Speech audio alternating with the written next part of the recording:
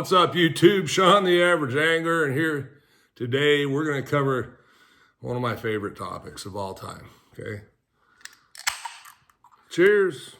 I know it's Coors Light. It is what it is. I'm an old man. I drink light beer. What can I say? Most of the time. Do like my IPAs from time to time. Cheers. Anyway, today we're going to talk about really kind of what got me into fishing and really sparked my interest was flipping. And for the sake of the video, we're going to refer to as flipping. Honestly, most of the time I'm pitching, okay? The days seem to be gone where we're able to get quite as close. Fish are a little bit more weary due to fishing pressure and all that kind of stuff. So typically I am pitching. Let's try and refer to it as pitching. Not saying I don't flip. I do flip. But most of the time I would say I'm probably flipping to or pitching to targets, even if they're, 8 to 10 feet away. So further than I can flip, I can flip 8 to 10 feet, but then you got to have the line for it to go down. So anyway, most of the time I'm pitching. So first we'll talk gear. And I've got a assortment here, but for the most part, there's some Yamamoto in there. You'll see a lot of trocars, okay? That's just, I like the trocar hook. That said, they tend to run a little smaller per size than, say, a Yamamoto. And another one of my favorites, that Owner Jungle hook, okay? So what I brought in is actually my punch box, but that's because it has all the flipping gear I wanted to talk about, and we can cover things from there.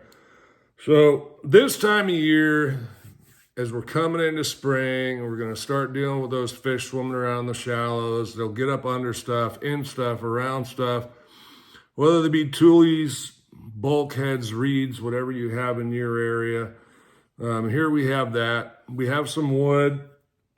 We have some vines, and then a lot of grass. Depending on the winter, how cold, if they were spraying, because they do that crap here like Okeechobee, there may not be a whole lot of grass. So, depending on what I'm doing, I'm typically going to go from 1/4 up to 1.5 ounces. The idea when selecting a weight is to select a weight that will get you through the surface cover the majority of the time. Even 1.5 ounces may not get through everything. But if it's getting through the majority of the time, then that's probably best. I prefer the fall to be slower, but you need to get through the surface. Now, if you're around reeds or that, I will go down all the way to 1/4 ounce. Although I have found that this time of year, typically a 1/2 ounce does me pretty well, okay? 1/2 ounce tungsten. I always peg it. I think these are, I don't know what they don't say. They ain't so proud of themselves. I know in my other box, I'm pretty sure a lot of them are 6 cents. I just like the pegs. I typically double them up, as you'll see here on one of my rods that I brought in. Hook size can be anywhere from 3/0. Actually, this is what I can show you. This is a 4/0 trocar. It's about the size of a 3/0 Yamamoto. This is a 4/0 Yamamoto, okay? The bite's a little bigger, works better in a thicker bait. These are some mustads that I got that were, I believe they were given away at a tournament. Another nice hook. I like the jungle hook.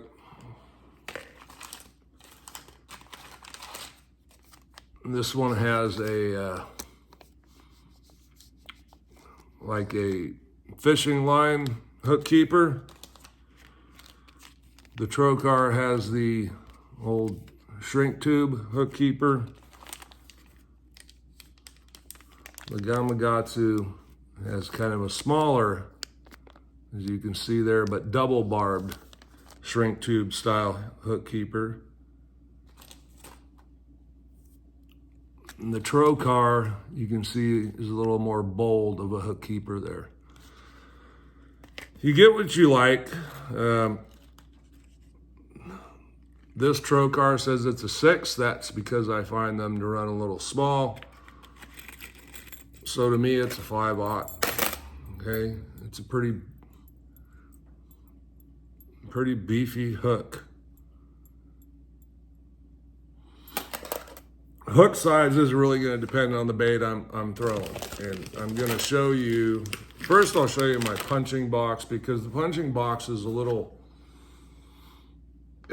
interesting, okay? Because my punch box, I always keep in mind I want to get through stuff. So a lot of this stuff is more of what I would call a dead action bait, and we'll get to that when we move on to the other baits. But one of my favorites is a Strike King rodent. I really like Strike King baits, folks. I don't have any affiliation. I just like them. I like the caffeine smell. That's a Falcon Craw. I believe, I don't know what they call that, Tilapia Magic maybe, or a Candy Craw. Black and blue. Blue Craw. And then green pumpkin. Okay, that's my color assortment. I do have a couple other baits in here. Around here, they really like that Yamamoto. When they really get on this, they're really on that flapping hog. Okay, I don't have a ton of colors. Again, green pumpkin. That's the 420.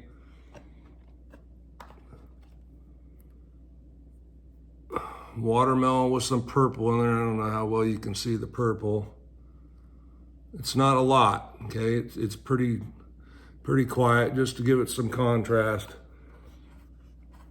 And then black with red flake. Now, the Yamamoto baits, as we all know with Yamamoto baits, they're great baits. They tear up pretty easy.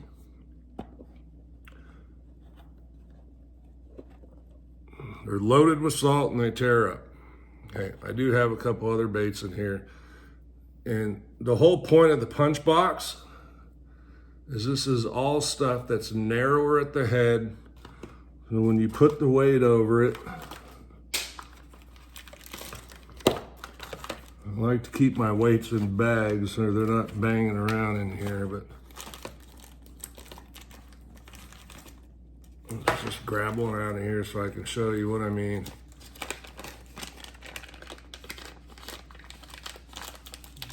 We're gonna go over rods, reel, line, all that kind of stuff.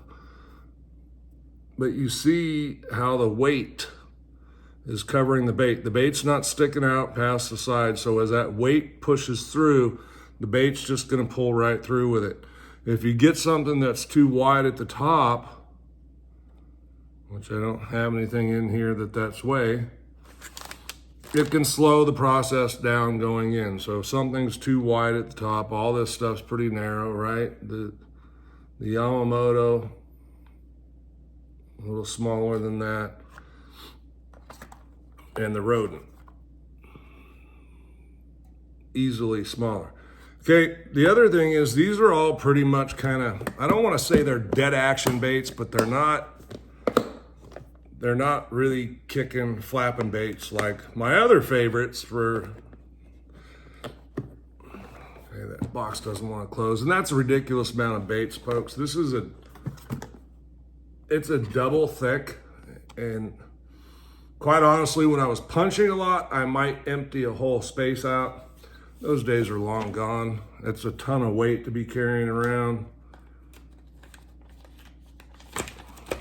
I don't suggest it anymore. Honestly, the way I pack the boat most of the time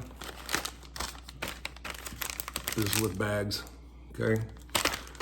So, all right, when am I gonna use those? Those are my punching style stuff. Not to say I won't use them any other time, because I will, but I tend to use them mostly for punching. This time of year in the springtime, I've found that punching, they used to react. As pressure's increased, it tends to be a little bit more of, and especially once they start spawning, I find that you need to let the bait go in, go to the bottom, and let it sit. And if you're in an area where you really think you should be getting bit and you're not, there's a good chance that you just need to let it sit. If you're yo-yoing it and nothing's happened, try letting it sit a few times. See if that doesn't get you a bite. All right, let's go over rods, then we're gonna get into the other baits. So my punch rod, I'll use a few. The best all around is this Powell 795, okay? I also use the Powell 806s. You don't like Powell, there's Dobbins, there's other brands. Dobbins has pretty similar models. That's why I refer to Dobbins, because the models are pretty similar weight and action wise. Okay, that's punching. All right, most of the time for punching, and this freaks people out and they can't believe it, but most of the time punching, I will punch in grass. I will punch 20-pound fluorocarbon.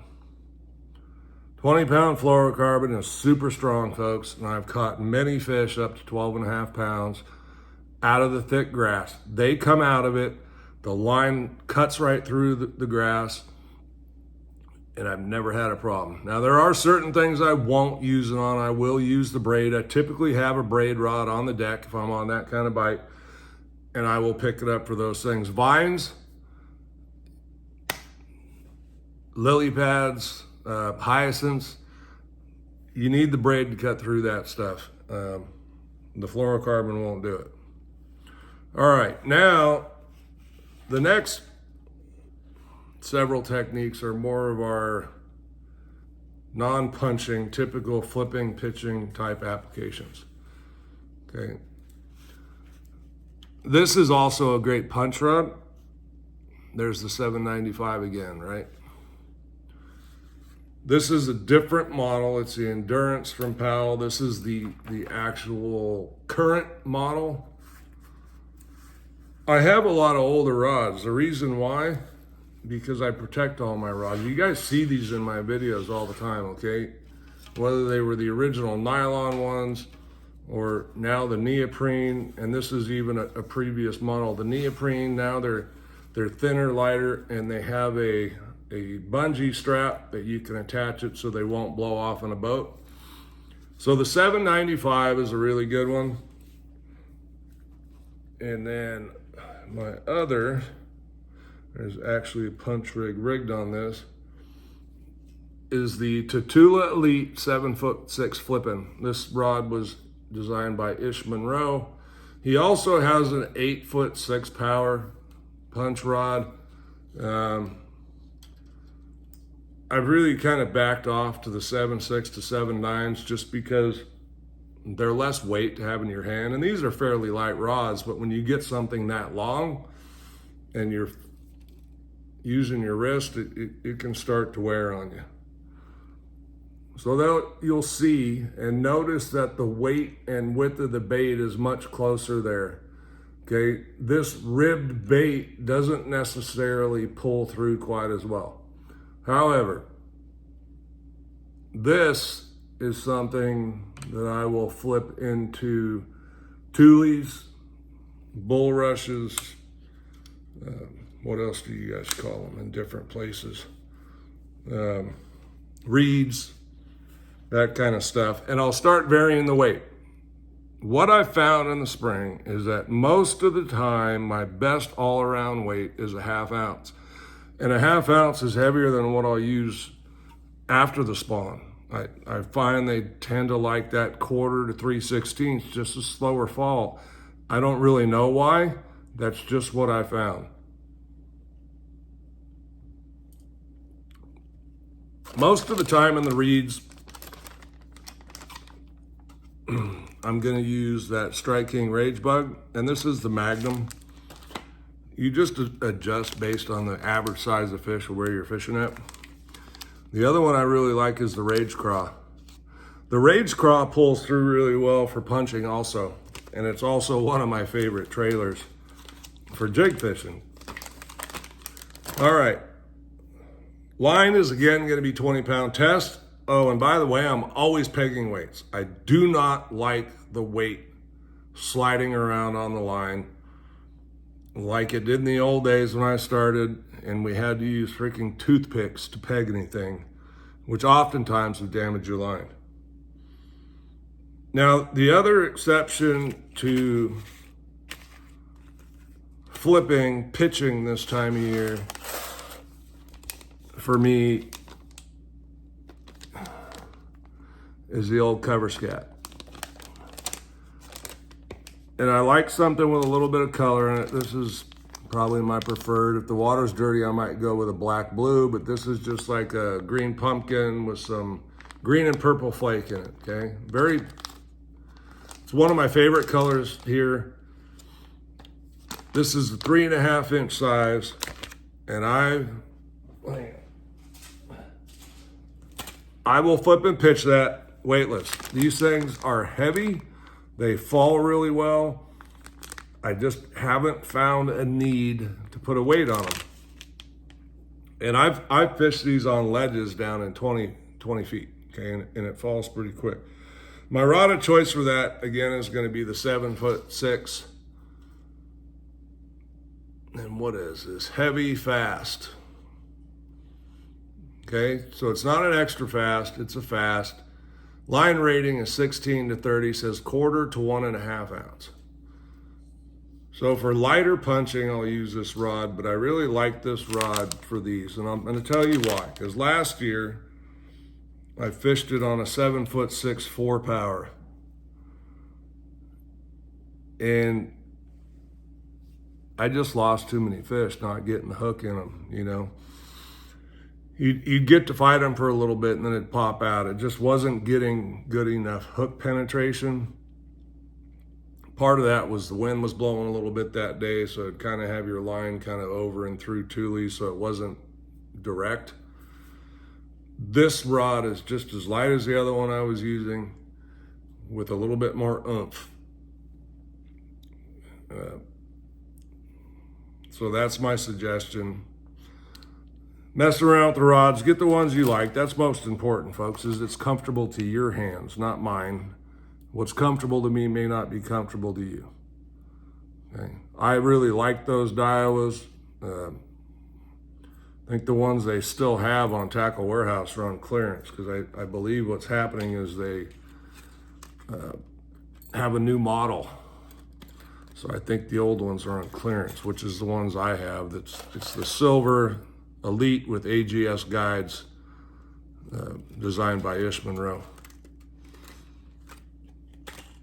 All right, that's pretty simple. If you got wood,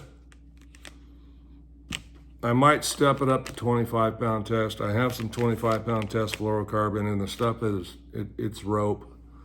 In the vines, depending on watercolor, I prefer the fluorocarbon, and I'll go the 25-pound just because it's thorny vines. They're blackberry vines, and those thorns can cut into the braid and then make it susceptible to breaking.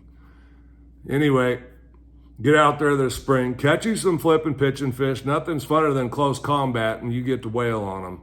And especially when you wail on one and you realize it's a donkey. All right.